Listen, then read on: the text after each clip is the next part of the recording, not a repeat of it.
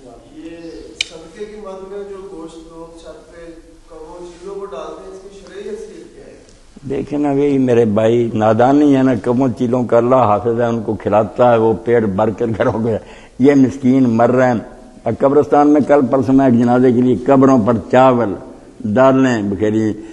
کسی نے وہ کھائی بھی نہیں کہ اللہ کے بندو کسی غریب کو دے دو، وہ گھر میں پکائے، شاید تمہیں کوئی فائدہ ہی ہو جائے۔ تو یہ نادان لوگ ہیں، کرنا چاہتے ہیں کام مگر طریقہ نہیں جانتے کہ صدقہ کرنا کسی مسکین کو دو، رو بھی گوشت کا ہی دینا۔ گوشت بھی ہمارے ذہن میں سما گیا، کالے رنگ کا بکرا، ہندوؤں سے آئی نا باتیں، ہماری مصیبت اس پر چلی جاتی ہے، وہ بیچارہ پھر ہمارے ہی مصیبت لے کر دنیا سے چلا۔ بس صدقہ تو اللہ کے راستے میں کچھ خیرات کرنا، بے شک روپے دانے پیسے جو بھی، بہتر تو ہے کہ چھپا کر آپ پیسے کسی غریب کو دے دیں، اور اس کے لیے بھی اللہ کے رسول اللہ صلی اللہ علیہ وسلم اپنے رشتہ داروں میں اگر کوئی ایسا دوہرا ثواب ہوگا، ایک صدقے کا ہوگا، ایک صلہ رحمی کا ہوگا، وہ کام نہیں کرو، بس ایسے پرندوں کو ڈال دیا، یہ کر دیا، سب تصورات باطل۔ دین کو سمجھیں تو میں نے اسی لیے کیا نا، پہلا مرحلہ علم، صحیح علم حاصل کریں۔ یہ واہ کینٹ سے کچھ لوگ نے ایک افسر ہی سے وہاں تھی، اب میں انٹرنیٹ پر میرا سنتے رہتے ہیں نا، لوگ کچھ ہوتے جاتے ہیں خدمت، تو ملنے کے لیے آئے، یہ میاں طاہر صاحب بھی گئے، مولانا نجیب اللہ طارق بھی، انہوں نے پھر کتابیں کہ میں نے کہا یار کم از کم جو ہے نا کہ تفہیم القرآن، معارف الحدیث اور فقہ السنہ، یہ 3 کتابیں آپ پڑھ لینا اگر آپ کو زیادہ وقت نہیں،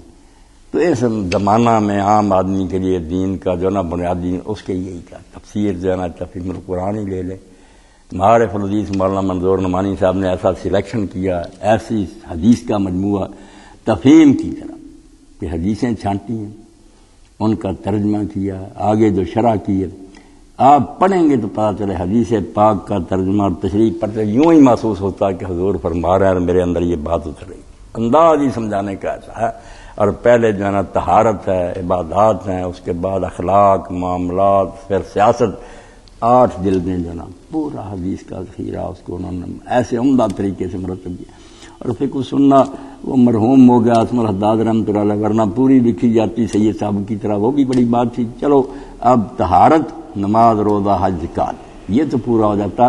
اور اس کی خوبی یہ ہے کہ کسی مسلک کے مطابق نہیں لکھی، بس انہوں نے سمجھا دیا کہ لوگوں کے ذہن صاف ہوں کہ ابو حنیفہ اس بارے میں کیا کہتے ہیں، مالک، شافعی، احمد، اہل حدیث کیا کہتے ہیں، باقی بھی کوئی امام اگر گزر سب کے مسلک ہیں،